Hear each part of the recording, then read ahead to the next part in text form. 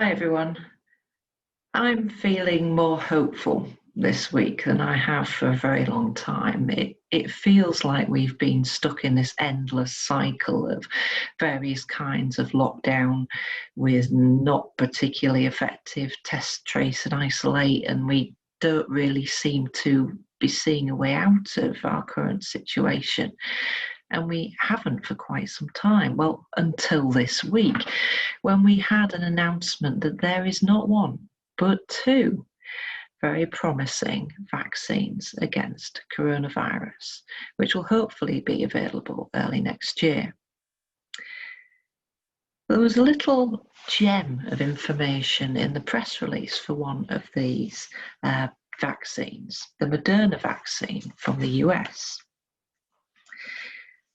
And in the list of organisations which had funded the research into this vaccine, there was an acknowledgement of the Dolly Parton COVID-19 Research Fund, which had contributed to research at the Vanderbilt University Medical Center. So this is Dolly Parton, the effervescent, buxom, blonde country western singer, famous for hits such as Jolene, which I now can't hear without thinking, vaccine, vaccine. Oh, maybe that's just me. She donated £1 million towards the development of this vaccine. And we would not have known about it had it not been for this little thank you note in the acknowledgement of funders in this press release. She was caught out doing good. And this account in Matthew 25 talks about how at the end of all time, when we're called to give an account of our lives, those who are righteous, those who are considered to be in good standing before God, they've lived lives that are honored,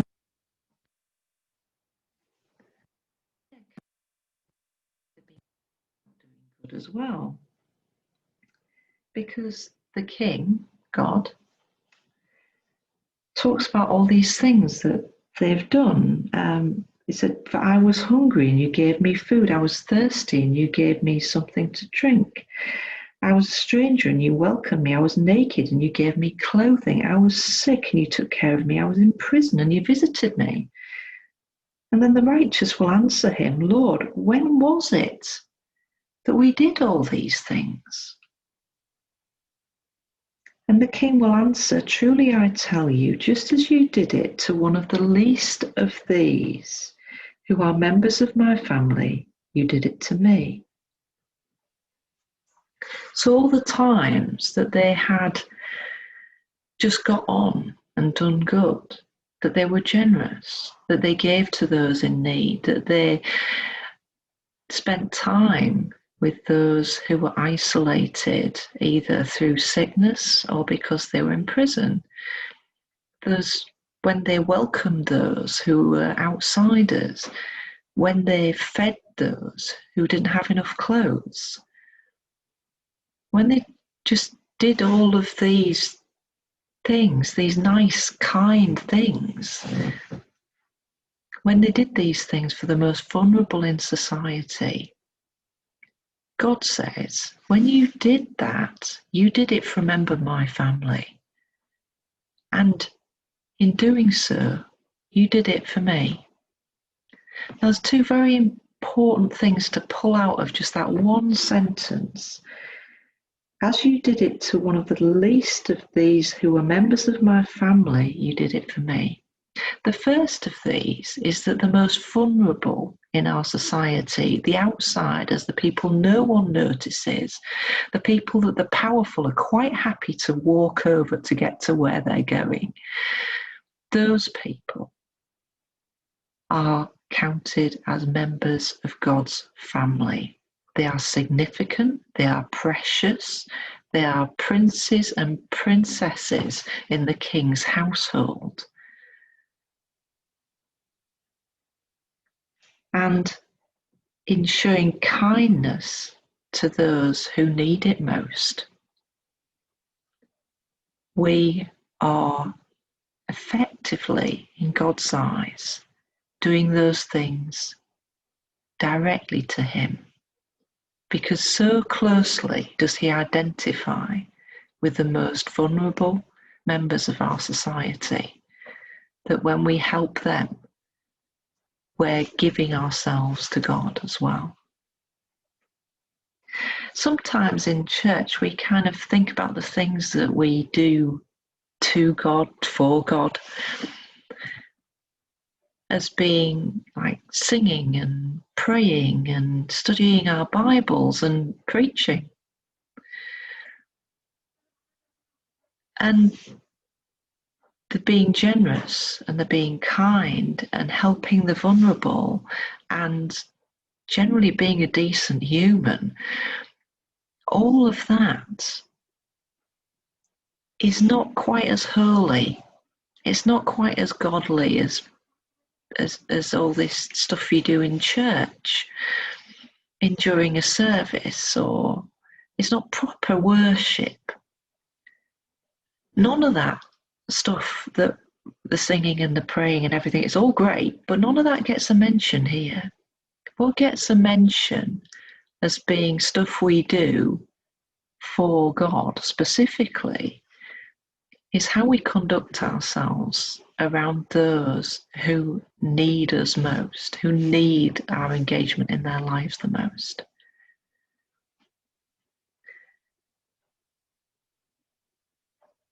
We demonstrate our love, we demonstrate our faith, not by what we say, not by what we wear, not by which pew we sit in when we eventually get the opportunity to do that again, but by what we do, and what we do specifically for those who need us to do it the most.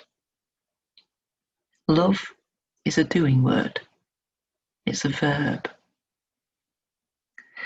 One of the other readings for today is from Ezekiel 34. And this is a parallel passage to the Matthew one in many ways. It talks about, how God acts as a shepherd and intervenes in very similar ways in the lives of those who need it most. And some of the verbs in that passage are God seeks out, He rescues, He gathers, He brings people into their own land, He feeds them. There's a lot of feeding in Ezekiel 34. He makes them lie down, tells them to get a rest. And in doing similar things, in helping people in similar ways, we're showing people the love of God who would be their shepherd. And God is shepherding them through us. There is absolutely no shortage of opportunity to be kind and be generous.